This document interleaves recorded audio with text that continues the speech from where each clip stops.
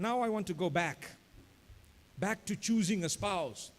So we have the proper teachings of Islam, and we need to understand that Islam does not dictate every step as to how you will get married. No, but rather it lays a framework.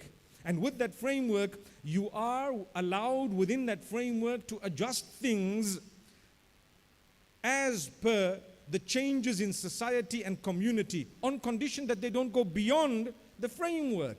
So there was a time when introductions were made by parents and family members, and I'd like to think that it still happens that way, right? So you have parents and family members who introduce the son or the daughter to someone whom they believe is perhaps a prospective spouse. And then the two of them meet. Number one, we need honesty. If you are having a relationship with a third party, please be honest. Please come out clear to your parents, to everyone else, to say, you know what?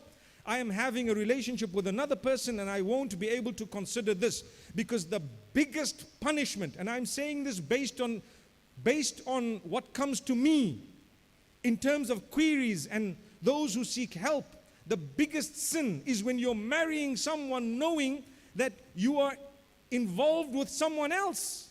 Astaghfirullah. And people are doing it to please their parents. It is a disease. I'm sure a lot of you know exactly what I'm talking about.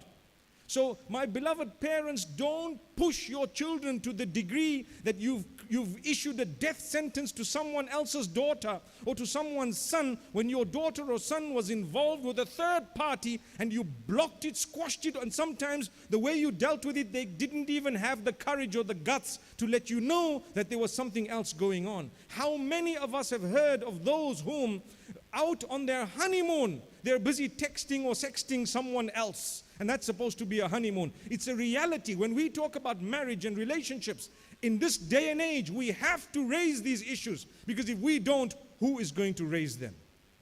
So my beloved parents, you are a criminal if you've done that. Criminal. And I promise you, that would be so bad, because you have messed up and ruined the life of an innocent child. Someone else. You've ruined their lives to the degree that you don't even realize they could have been happier with someone else, and they would have been happier had they not even been married. So this is why we say the first step, just be honest. You come forth and you say, you know what? Unfortunately or fortunately, whatever it is, I'm not interested here. I'm involved somewhere else. I'm interested in a third party. My parents are forcing it on me. And now we have a bigger problem where the guy says, yeah, I know that they're forcing you, but I don't care. I don't mind. It's fine. What are you talking about? I've come across such cases, whether it's for immigration purposes, whatever other purpose it is. Wallahi, this is criminal behavior. This is absolutely unacceptable. It is against the basic rights of a child to choose the spouse. It's a basic right. You're never allowed to impose a decision of who to marry as a parent. That's not a right that Allah has given you. The child has a right to refuse and to reject and to say, no, I'm not interested, and so on. You have to open your ears. You have to listen attentively. What do they want? What are they seeking? So that's step number one.